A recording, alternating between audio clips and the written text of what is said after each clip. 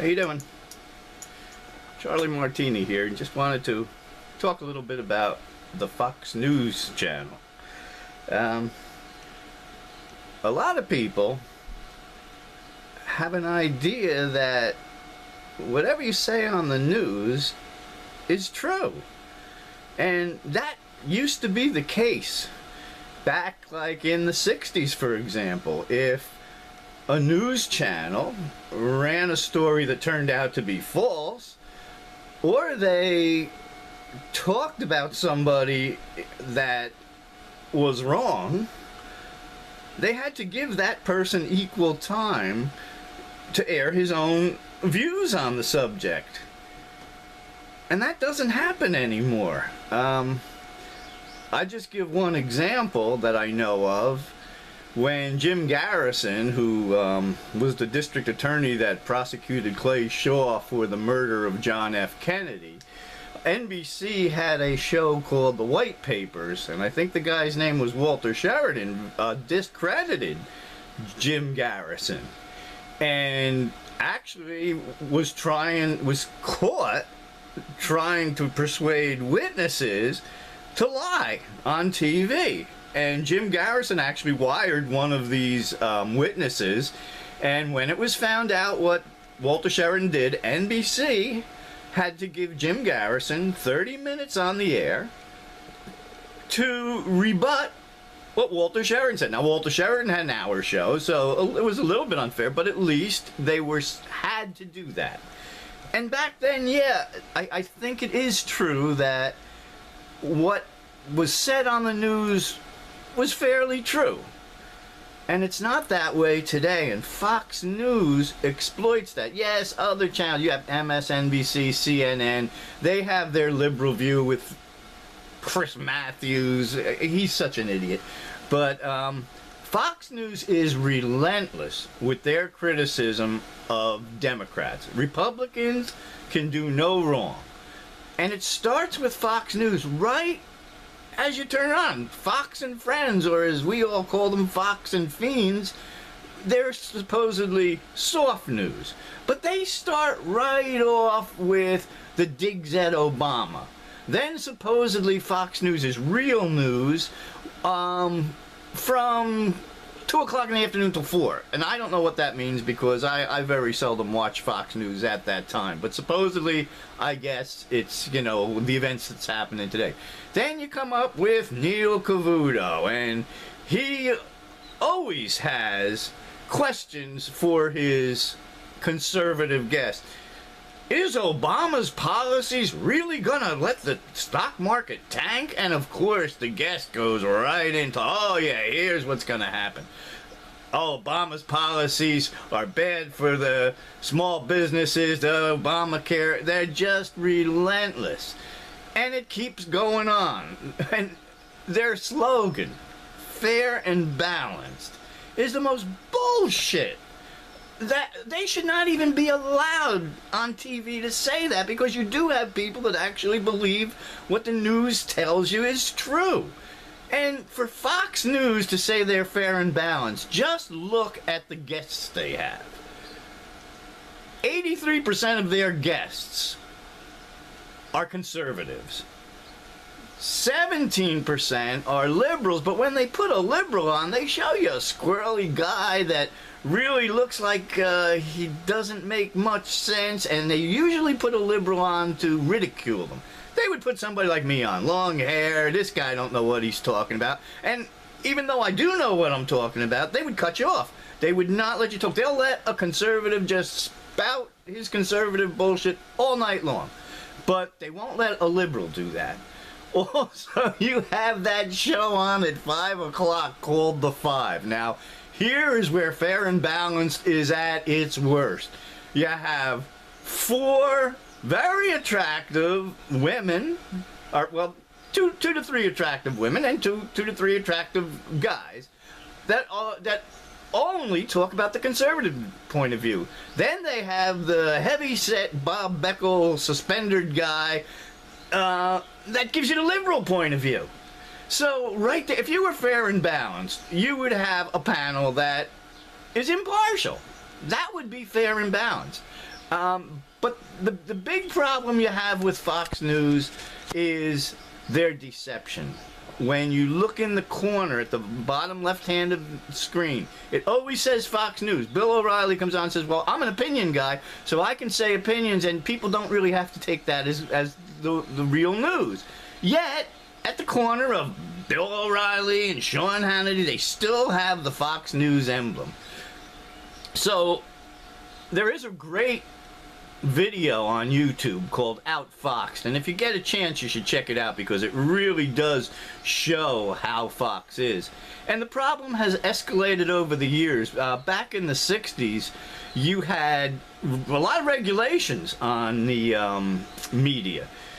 Like I said, you had to pretty much tell the truth, and if you didn't, you had to make amends. Now, another thing that Fox did just, I think, 2 or 3 years ago, Obama took a trip to India, and some Indian outlet media said that it was costing the U.S. taxpayers $200 million a day for 10 days, and it would be $2 billion for the whole trip.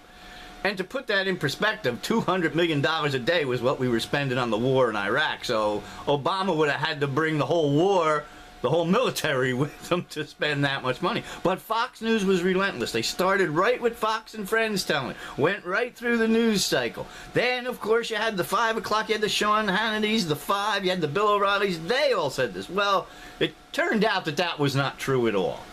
So did Fox News, all these shows that said it, did they come out and say, hey, you know, we were wrong, we didn't check our facts, it was just some news guy out in India and we took his word without even checking the facts? No, they didn't do that. They didn't come on. You know what they did? They put a little line on Twitter that they apologized for the story. Now, I don't know how many of you are on Twitter, but Twitter is like a news items that just keep flashing down the screen. And the chances are, I mean, I follow 200 people on Twitter, so the chances of me actually seeing the Fox News apology on Twitter is next to nothing. So that just goes to show you how deceptive they are.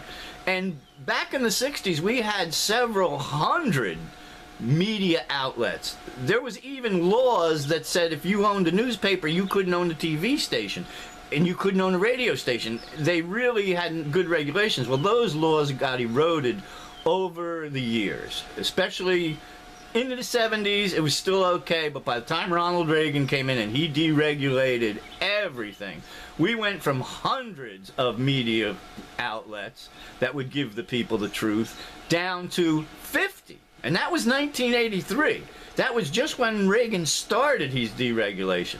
After he was done, and the process kept continuing even under guys like Clinton, of course George Herbert Walker Bush, and then again, George W. Bush got even worse. So we went from hundreds of media outlets in the 60s to 50 by 1983. And do you know what we have today? 6. 6 that control everything we see, everything we read, everything we hear. There's only 6 of them that have that, and that's a lot of power. Rupert Murdoch is one of them. You have GE, who owns cable stations, radio stations, TV stations. You have News Corp, which is Rupert Murdoch, who owns everything from Fox News to the Dow. I didn't even think you could own the Dow, but Rupert Murdoch does. You have Disney is real big. You have Verizon. You have CBS, and the last one is Warner Brothers, Time Warner. Those 6 companies control everything that we see on TV, everything we hear on the radio, everything we read in the newspaper. So you wonder why some stories get a lot of news play and some don't. Well, that's why, because when Rupert Murdoch's scandal was going on in Britain, you didn't hear one word about it on Fox News. Well, maybe they said a sentence or two about it, but you didn't hear it at all. There are so many things on TV that you say, well, what's going on with this? What's going on with that? And they won't tell you the truth. Things like Citizens United that got pushed through, the act that made corporations people. You didn't hear about that on the news at all. And people should be outraged because now, instead of getting money out of the political system, the Supreme Court dumps tons more money in. So now these 6 companies, 6 corporations who influence everything we see, hear, read, and everything we do, now they influence our politicians as well. So it's a downward spiral, people. It doesn't seem like it's ever going to end. I don't know what we can do about it anymore.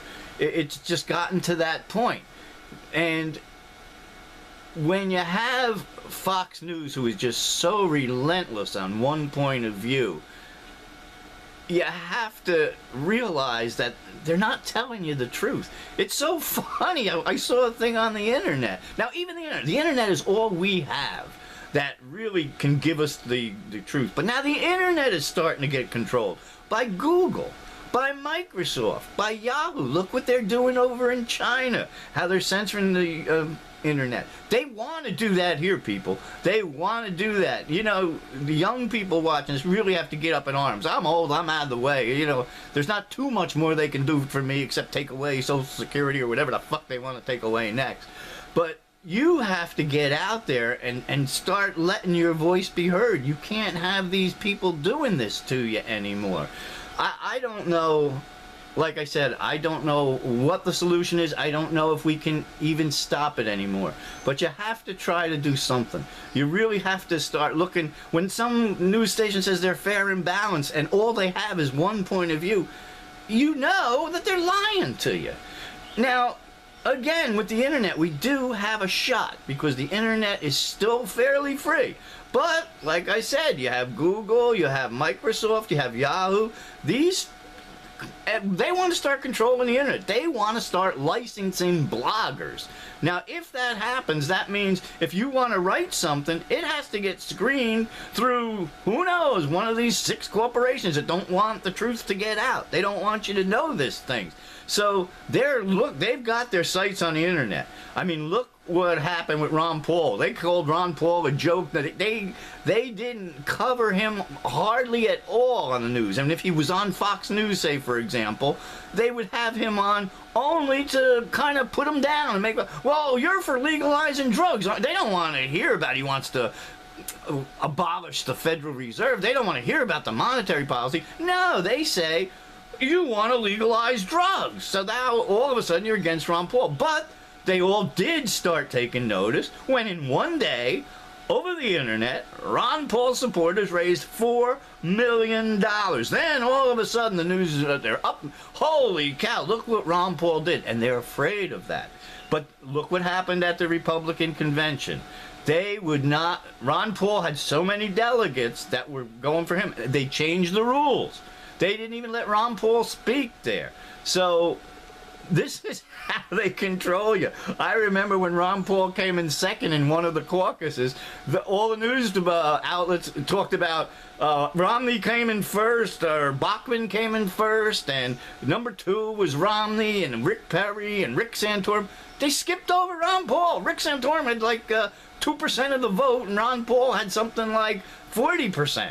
Something like that. I don't know. It's been a long time. But it was a big gap. Yet here they're saying Rick Santorum is the guy in the running when Ron Paul was clearly at least in second place. So there's so much more I could talk about because I get so pissed off at them, especially Fox with their fair and balanced. They are unfair and off balance, and that's how it should be. So the one thing we do have is remote control. We don't have to look at these people. We just click them off. You can write to their sponsors, you know, because their sponsors are their lifeblood. You can write to their sponsors. You can write to the FCC and say, how can they say this? The only thing that, the one thing that pisses me off about Fox is that they could be a great news station. I mean, when they actually cover the news, they do a fantastic job. I mean, I watched them when we had the second war in Iraq, and they by far out-reported every other station. They did such a fantastic job, and they have that media infrastructure that they can do it. They could do so much good, yet they focus on that conservative opinion and The Republicans and the conservatives cannot do anything wrong. What no Democrat can do or liberal can do anything right. So I just wish they really did report the news fair and balanced, because then we would actually have a good grasp on what was going on. But I don't think we're ever going to have it. The only thing we have is the internet. And please, whatever you do, don't let them take over the internet. Don't let them start censoring things. You young people have to get out there. I mean, I know what happened with Occupy Wall Street. The news media blasted them. And even though it was a I won't even say organized, because I went up there the first 2 weeks and they were very disorganized. They didn't really have a plan. They didn't really have an agenda. It was just that they were against big bankers, and they did want to abolish the Fed. They did have that in common. And whenever you hear anybody talk about abolishing the Fed, the media will not touch that.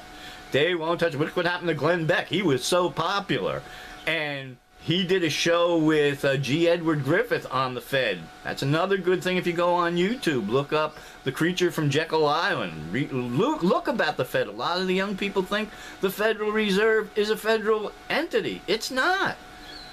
It's run by private bankers. It's a scam.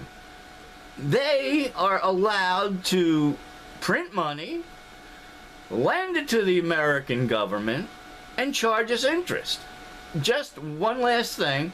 When I was a kid, I remember reading that half of the taxes all of the taxes west of the Mississippi went to just pay the interest on the federal debt, the national debt.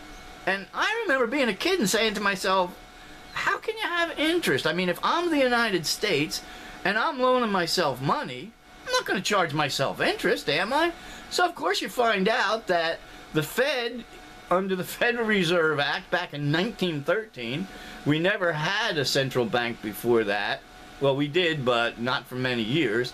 And we never had income tax before that. Once we got the Federal Reserve, we also got income tax. So you hear these GOP saying we want to lower your taxes. Well, we could get rid of taxes if we got rid of the Federal Reserve. And mainly because what the Federal Reserve does, they will print, let's say, a $100 bill. They loan that $100 bill to the United States government, and not only does the United States government have to pay the Federal Reserve that $100 back, they will have to pay interest on it as well. And the Federal Reserve, here's going to be the problem where we're going to have a big crash. The Federal Reserve does print the money that they lend to us, but where does the interest come from? They have to start printing more money to pay the interest, but the more they print and the more they lend, the more interest. So it's a cycle, that's a vicious cycle that just keeps going and going and going. And sooner or later, it's a Ponzi scheme. It's going to fall apart. And if you listen to things on the internet about the New World Order, that's what these big people behind the scenes want. David Rockefeller, the Henry Kissingers. They want a one world government. They want a one currency. They want a one world army. Sometimes I wonder if it would be not too bad. I'll talk about this in another video, but I mean, I wouldn't mind being a world citizen. I wouldn't mind being able to go to any country I want without a passport. Get rid of immigration. If you wanted to marry a Philippine girl, for example, you know how long one of my buddies did it. It took 2 years for him to get her out of the country and over here. I would love to have no borders. I would love to have a world where if I met a Philippine girl in the Philippines and I wanted to marry her, no strings, no problems. You fall in love, you get married. I don't think that'll ever happen. But again, with Fox News, fair and balanced, they're anything but fair and balanced. Believe me, they deceive you left and right. And just realize that you probably do already. I mean, my son-in-law, he's only in his late 20s, and he laughs when he hears fair and balanced. I mean, he laughs. So the young kids are getting on to Fox and all, but you really have to do something. You have to let them know that they can't bullshit you anymore. Go on the internet. Don't let them take over the internet. I mean, if you have to write Congress, I don't even know if it helps writing congressmen anymore because they're just controlled by the big money.